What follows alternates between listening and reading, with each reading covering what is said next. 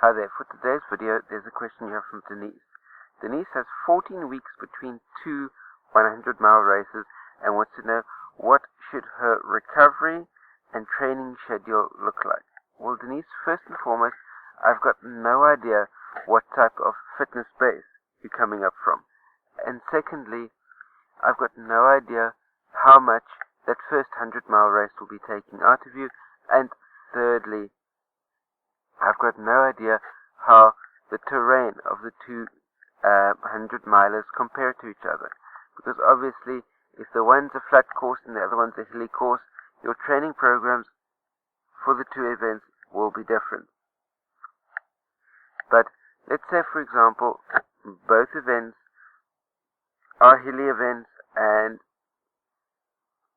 your normal type of recovery from one of these type of events would be between a week and 2 weeks, then should that be the case and they're both on a very similar type of terrain and your fitness base level is sufficient, then what I would say is run a recovery program of 2 weeks between the two events, and during that recovery period you'll be doing cycling with low resistance to spin the junk out of the legs.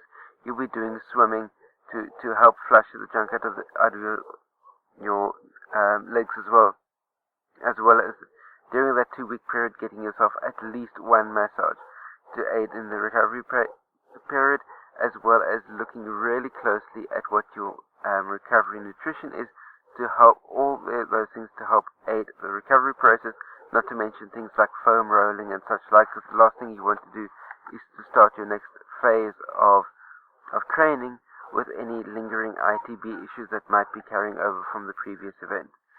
Then, if all of those factors of your recovery run smoothly and you're able to recover fully within that 2 week period, then you'd start building up to the second 100-miler with some sort of a 12-week program. And again, what you factor into the 12-week program will be dependent upon the type of fitness level you're carrying out of the first 100-miler. That's my take on the matter. Share your comments, questions and criticisms down below. Don't forget, thumbs up for this type of content, thumbs down if you don't like it. That way I know what to be putting out in the future. And last but by no means least, it's a big red subscribe button down there as well.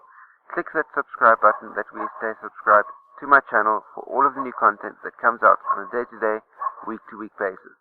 Stay carved up for the win out there. I'll see you next time. Cheers.